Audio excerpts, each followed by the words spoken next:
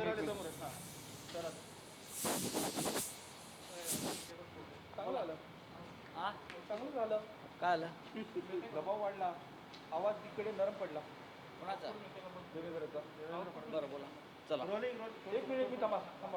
ऑफिसशी बोलतो नाही रोल एक मिनिट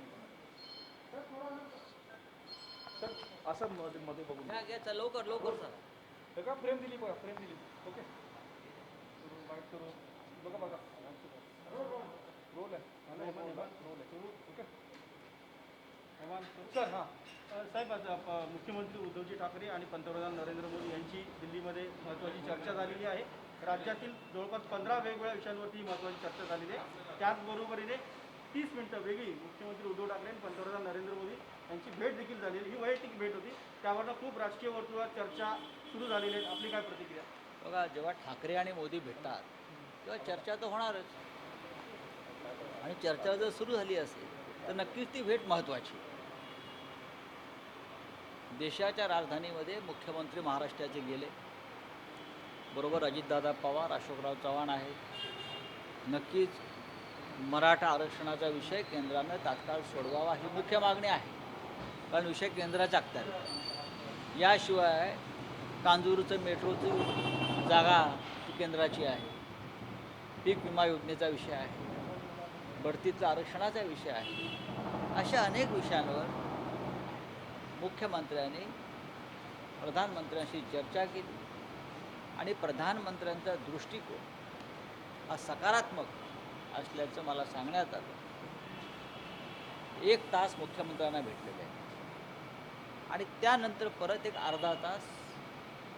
ज्याला तुम्ही 1 to 1 चर्चा म्हणता 1 to 1 अशी चर्चा मुख्यमंत्री उद्धवजी ठाकरे आणि नरेंद्रजी मोदी यांच्यामध्ये झाली आहे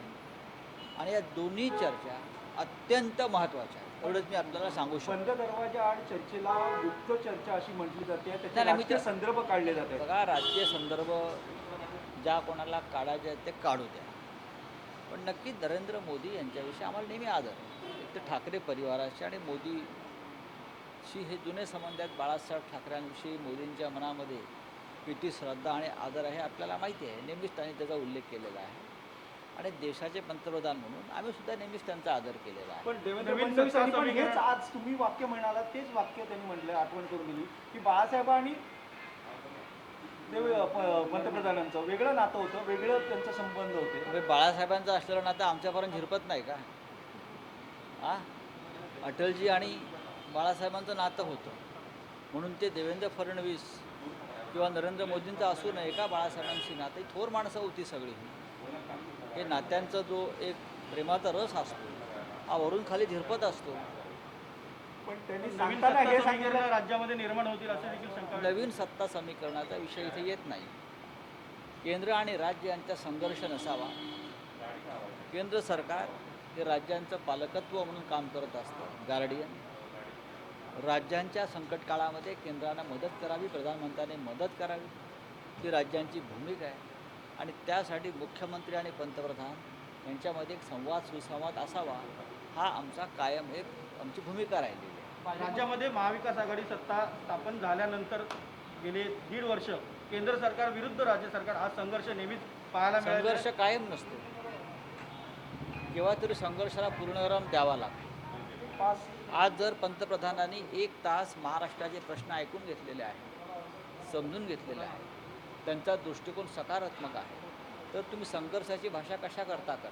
मग संवाद वाढतोय केंद्राचा आणि राज्याचा मुख्यमंत्र्यांचा आणि पंतप्रधानांचा नक्कीच वाढतोय आणि तो वाढत राहावा संघर्ष संपला आता पूर्णविराम मिळाला केंद्र सरकार विरुद्ध राज्य सरकार मला असं वाटतं की महाराष्ट्राच्या प्रश्नामध्ये प्रधानमंत्र्यांनी कोणाच्याही मध्यस्थीशिवाय लक्ष घातलेलं आहे हे महत्त्वाचं केंद्राशी संबंध ठेवणं ही कोणाची मोनोपॉली नाही आहे केंद्र आणि राज्य संबंध असणं चांगल्या प्रकारे ही घटनात्मक गरज आहे राज्यातले भाजपचे अनेक बवाल झाले भेटीमुळे नाही मला माहिती नाही राज्य सरकारचे अनेक प्रश्न केंद्राकडे प्रलंबित आहेत सुटतील मुख्यमंत्र्यांचा आशावाद आहे प्रधानमंत्र्यांना भेटल्यावर त्या प्रश्नांसंदर्भात हे प्रश्न मार्गी लागतील. मराठा आरक्षण, ओबीसी आरक्षण, त्याचबरोबर पदोन्नती यांच्या संदर्भात देखील अनेक मराठी भाषेचा- जीएसटी परतावा अजून मिळालेला नाही. मराठी भाषेला अभिजित भाषेचा दर्जा मिळावा यासाठी प्रधानमंत्र्यांशी मुख्यमंत्री बोललेले आहेत. GST परताव्यासंदर्भात बोललेले आहेत. 25,000 कोटीचा परतावा आपल्याला मिळायचा आहे. हे सगळे विषय राज्यासाठी महत्त्वाचे आहे आणि त्यासाठीच आपल्या 2 प्रमुख सहकाऱ्यांना घेऊन मुख्यमंत्री दिल्लीत पोहोचले. तुम्हाला वाटत असेल यात गोपनीय वगैरे का आहे का, तर बाहेर आतमध्ये बैठक सुरू असताना सुद्धा हे 2 खंबीर शिलेदार बाहेर उभे होते. तर एक महत्त्वाचा प्रश्न, ही बैठक होण्यापूर्वी राज्यातील भाजपचे नेते असं सांगत होते की ही बैठक 10 ते 15 मिनिटं फार होईल, त्यापेक्षा अधिक वेळ दिला जाणार नाही. मात्र प्रत्यक्षात 90 मिनिटं ही भेट झाली आणि मुख्यमंत्री सरेंडर झाले का अशा पद्धतीचा त्यांचे प्रश्न अंदाज हे उद्भवला. नेहमीच चुकत आले महाराष्ट्राच्या राजकारणासंदर्भात, यावेळेलाही चुकतील. सर हिंदी सर मराठीतच आहे. काही नवी मुंबई एअरपोर्टचा विषय घेतला तर दिबा पाटील भाजपकडून मागणी होते, त्यांचं नाव द्या, सेनेकडून मागणी. आणि त्या संदर्भात आमचे स्थानिक लोक तो विषय मार्गी लावत आहेत, त्यात मी बोलणार नाही. सर हिंदी में संक्षिप्त में जानना चाहेंगे कि आज महाराष्ट्र के मुख्यमंत्री आज महाराष्ट्र के मुख्यमंत्री ने दिल्ली जाकर प्रधानमंत्री जी के साथ बैठक की है. महाराष्ट्र के जो बहुत से विषय प्रलंबित थे दिल्ली में, उस बारे में चर्चा की है. उनके साथ उनके 2 साथी भी थे कैबिनेट के. उसके बाद आधा घंटा वापस 1 to 1 बातचीत हो गई बहुत से बातों पर. मुझे लगता है केंद्र और राज्य में एक डायलॉग होना चाहिए और उससे ही राज्यों के प्रश्नों को गति मिलती है और केंद्र की मदद के बिना राज्य विकास के रफ्तार में आगे नहीं जा सकते. सर इनमें सबसे ज़्यादा इम्पोर्टेंट था कि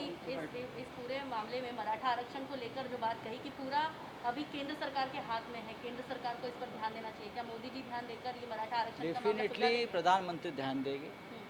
प्रधानमंत्री जी ने पूरी बात बारकाई से सुनी है, समझ ली है मुख्यमंत्री जी से, अजित पवार जी से और अशोक चौहान जी से, और हमें आशा है